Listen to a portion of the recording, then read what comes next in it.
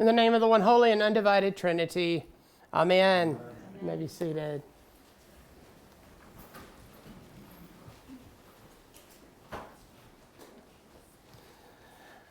Well, over the spring and through this summer, my wife Allison and I have spent some time around the house planting, potting, repotting plants. And as we've driven around Minton, we've noticed that there are a lot of homes in the area that use wildflowers to brighten their landscapes. So one day, Allison and I decided to buy a packet of flower seeds and just sort of scatter them around different places throughout the yard, and little places, kind of rocks, kind of, makeshift beds, to just see what would happen, what might take root. And I have to admit that the ground around here is a little bit rockier than most of the places I've grown up in the Black Belt. So I couldn't help but think about this as I was reading our gospel lesson for this morning. I could not escape this imagery of the parable of the sower, or as it's sometimes called, the parable of the soils. So what is it that Jesus is trying to help us understand this morning? Well, I think it's important to realize that right throughout the gospel and the lessons we've heard over the last few weeks, Jesus has been preaching publicly to mixed reactions. And so now he's shifting his efforts from preaching to teaching.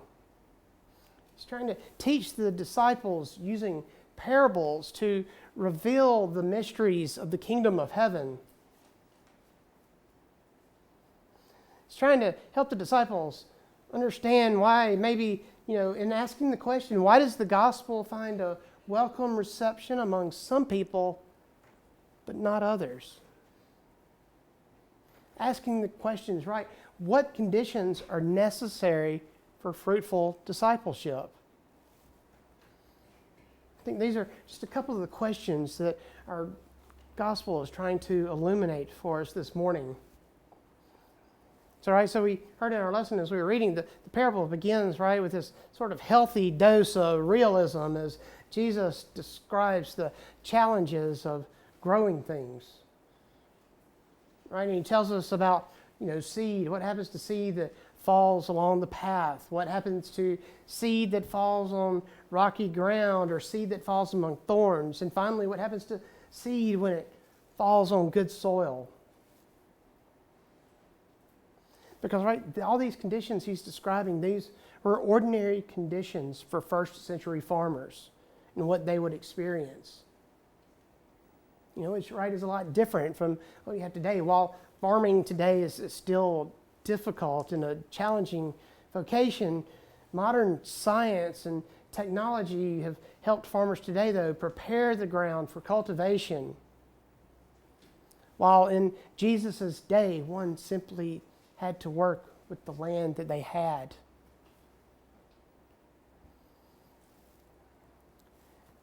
And I think it's important to realize, too, as we're reading this parable, that the sower, as he's spreading seed, had no intention of wasting seed.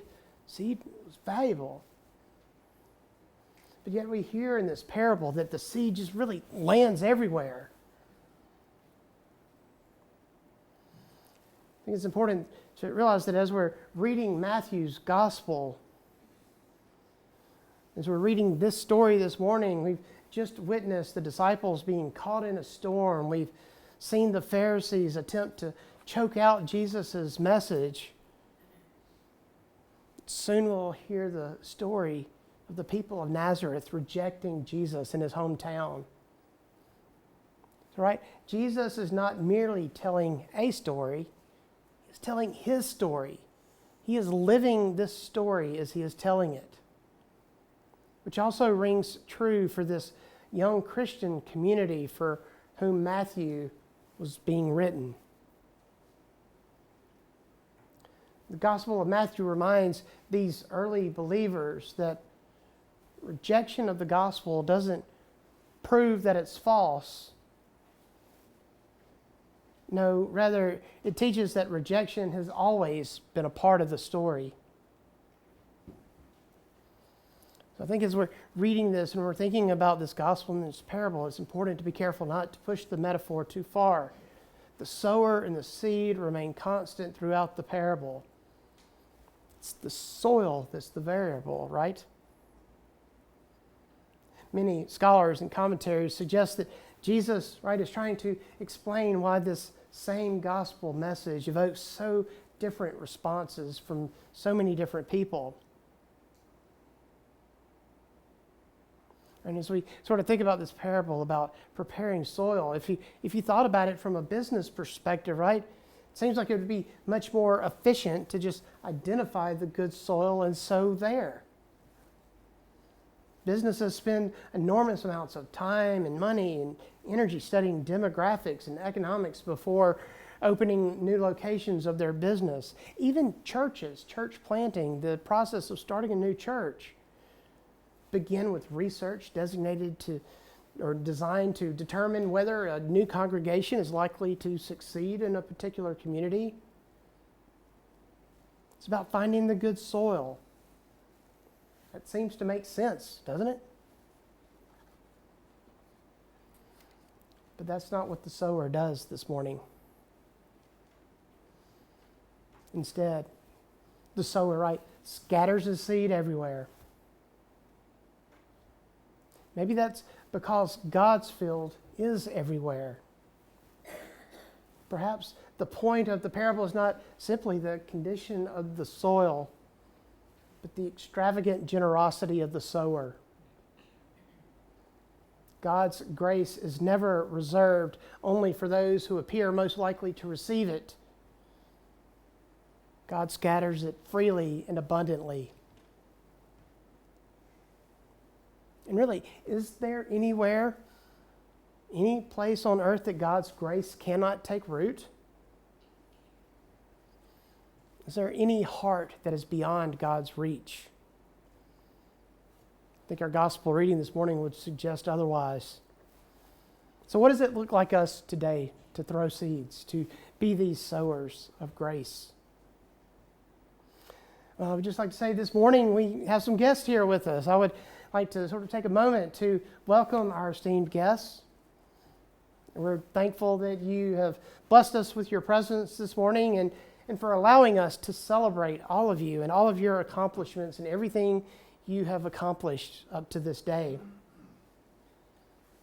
You and your families have worked diligently and hard over the years to prepare you for this next chapter of your life.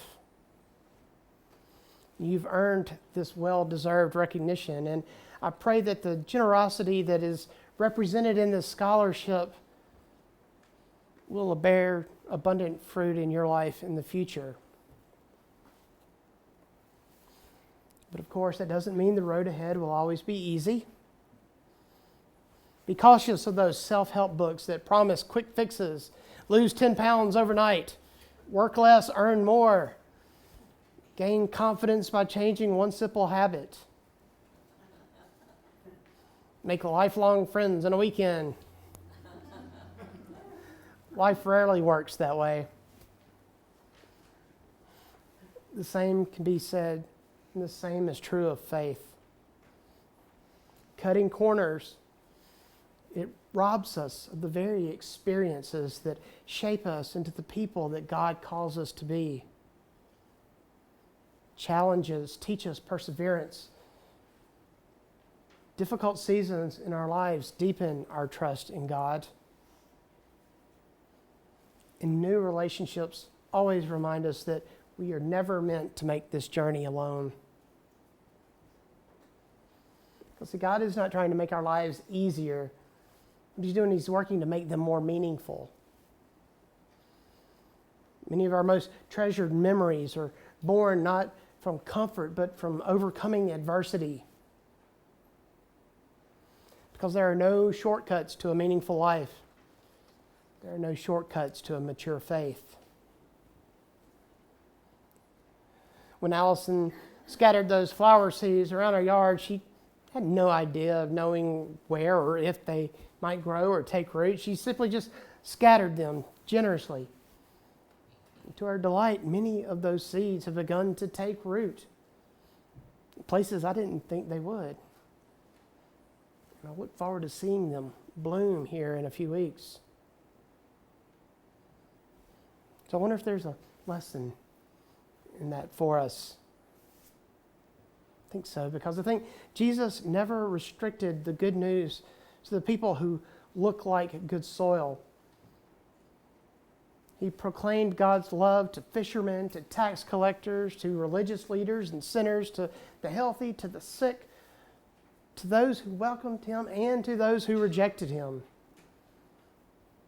The gospel was never meant to be carefully rationed out. It's always been meant to be scattered generously. And I think that's our calling as well. We are called to sow those seeds of kindness, of forgiveness, mercy, generosity, and hope, seeds of love, and to spread them without first deciding who deserves them. Some seeds will appear, some will appear to disappear. Some will struggle against that rocky ground. Some may be choked out by the worries of the world. But others, especially in places we never expected, will flourish beyond anything we could have imagined. I think the beauty of this parable is that the harvest is never the responsibility of the sower. The sower is simply called to sow. And God is the one who gives the growth. So friends, as we leave this place this morning, let us be willing to scatter those seeds of God's love as freely as Jesus scatters them this morning. Trusting that even when we cannot see what God is doing beneath the surface, He's already at work bringing new life from places we never could have imagined would bloom. Amen.